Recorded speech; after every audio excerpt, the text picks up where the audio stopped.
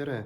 Toora nädalapeatükk Korah jutustab sellest, kuidas Korah, Itsari poeg, Kehati lapselaps, Leevi lapselaps hakkas vaidlema Aaroniga ülempreestri staatuse üle.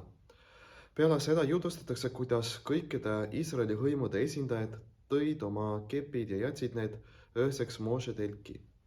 Hommikul nad avastasid, et kõige kõrgem tegi ime ja Aaroni kepp hakkas õitsema, näidates, et just Aaron väärib olema ülempreester.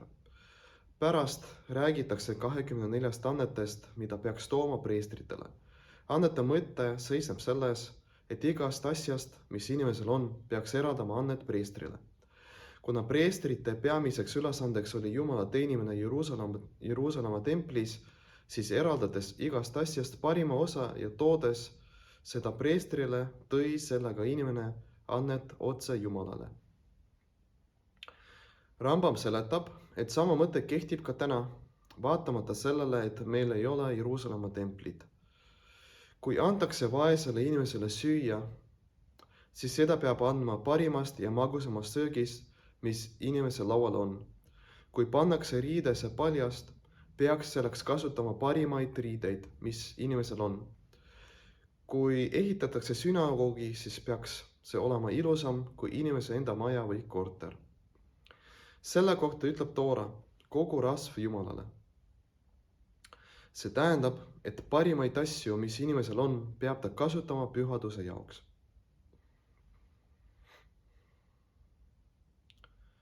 Parima osa pühendamine Jumalale kehtib ka aja puhul. Inimese elus on parim osa tema elust, tema esimesed aastad, tema noorus, kui ta ei pea veel ennast vaevama elatisega seotud probleemidega. Ka aasta lõikes on ärgipäevi, millal inimene peab tegelema materiaalsete asjadega. Ja on olemas sabatipäevad ja juudipühad, millal juud saab pühendada ennast vaimsetele asjadele. Kogu rasv Jumalale tähendab, et inimene peab pühendama oma parima aega Jumalale. Igal päeval on parim ja rahulikum aeg just hommikul, kohe peale ärkamist, kui inimese pea on veel rahulik. Just seda aega peab inimene pühendama Jumalale.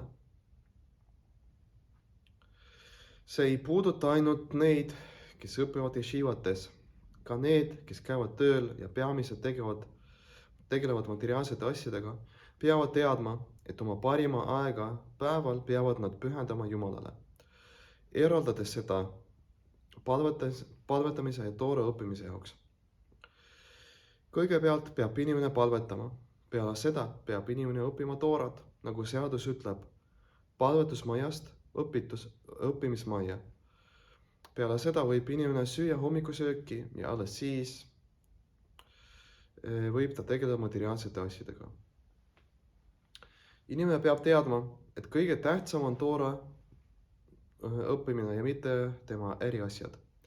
Ei piisa sellest, kui ta ütleb ühe lõigu hommikul ja ühe lõigu õhtul, et oma kohustusest lahti saada.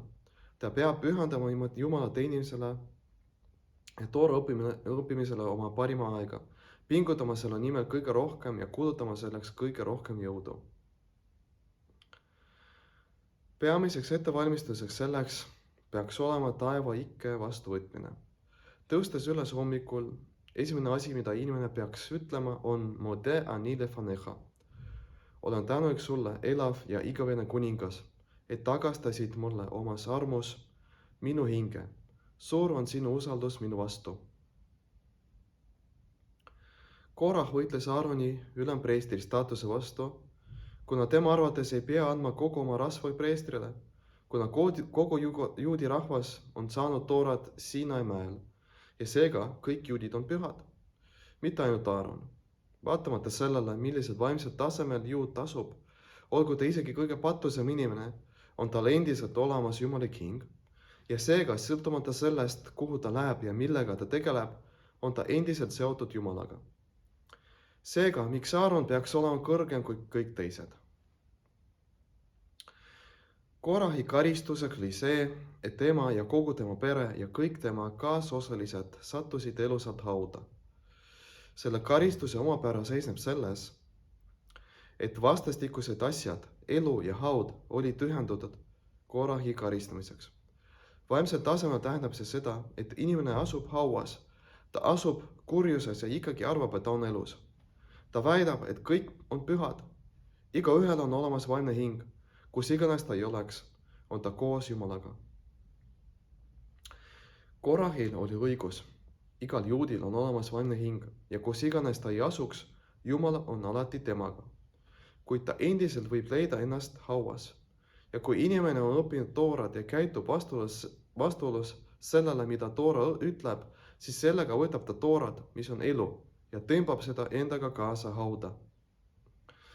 Olukorra parandamiseks peab andma ande preestrile, eraldama parima osa oma ajast ja jõust Jumalale ning tegema seda armastusega ja hirmuga Jumala ees. Kõik see algab hommikupalvusest Modea nii. Siis teenib inimene preestrite õnnistuse. Jumal õnnistagu ja kaitsku sind kõikides vaimsetes ja materiaalsetes aspektides. Ja täpselt nagu Aaroni kepp, mis õitses ühe ööga, tuleb Jumala õnnistus kiiresti ja ilma takistusteta. Shabbat shalom ja meeldivat toora õppimist!